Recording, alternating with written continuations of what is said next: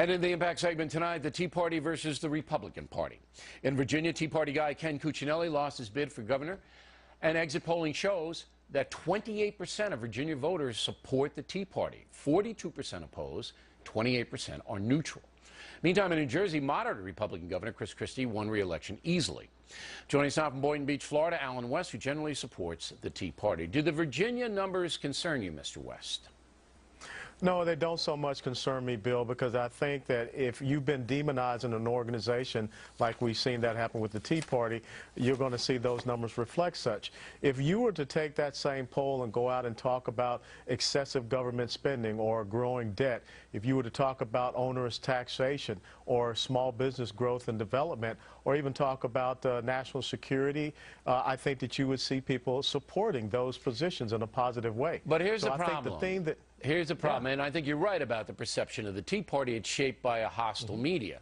But there's no spokesperson for the Tea Party. See, it's fragmented by design. It's a state-run grassroots movement. And there's nobody to really fight back on the national level to get the message out that the Tea Party isn't a subversive organization. It's an organization that has these set of beliefs that reflect a lot of people's belief system. But the GOP is the Republican Party. There's a fierce debate and war inside that party. Chris Christie and Jeb Bush and the moderate faction versus Rand Paul and Ted Cruz, and they are still loggerheads, and I don't know how that's going to play out. Well, it comes all the way back to leadership, Bill. That's the very simple thing.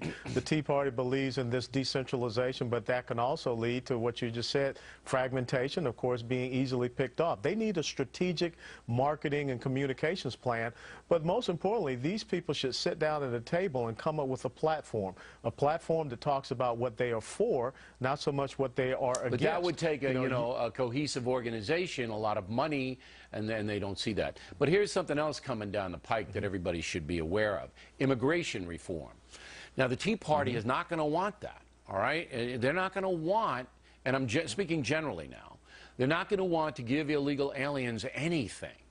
The moderate wing of the Republican Party, John McCain, they do want it, saying, and rightly so, we've got to convince Hispanic Americans to give us a look and at least support us.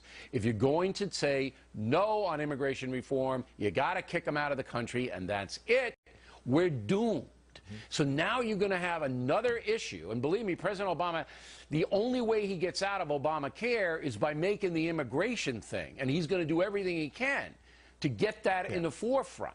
But then you have another battle between the moderates and the Tea Party. Yeah, you're absolutely right. The president's going to pivot away from that because that's more politics than policy. But let's look at what Governor Chris Christie did up in New Jersey that was successful for him and gave him the black vote. He came out very strongly on school choice, and he got the Black Ministers Association's vote. And then in Washington, D.C., I attended a rally where you had Democrats, black Democrats, that understood the adverse effects of immigration reform as it is written would have on the black community as far as unemployment, further depressing their wages. So there are ways that we can have the right policy solutions if we just sat down and came together on this instead of being two ships passing in the night shooting broadsides at each other. I don't know if the moderate wing of the Republican Party is ever going to reach détente with the Tea Party over immigration. It's just too emotional and bitter. It's bitter. And believe me, the Democratic Party, and Hillary Clinton in particular, savoring that. You know, peel off the Hispanic vote and they win. I mean, Republicans need 40% of Hispanic Americans to vote the GOP in order to get the presidency back. That's what they need. And if the Republican Party opposes immigration reform, as the Tea Party will, doomed. Well, I don't think you have to sit back and say we're just going to grant amnesty. I really do believe that you can have a tiered type of plan. We can get to the point where we have a guest worker program. But most importantly, what are the values of the Hispanic community? Let's talk about their communities. Let's talk about family.